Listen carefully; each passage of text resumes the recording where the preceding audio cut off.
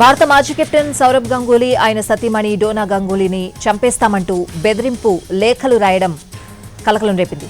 6 నెలలుగా ఇలాంటి లేఖలు వస్తున్నాయని గంగూలీ కుటుంబ సభ్యులు తెలిపారు.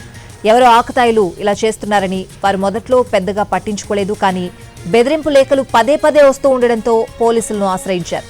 ఇటీవల వచ్చిన లేఖలో గంగూలీ ఆయన భార్యతో పాటు వారి సన్నిహితులకు హాని చేస్తామని బెదిరించారని పోలీస్ స్టేషన్లో ఫిర్యాదు చేశారు.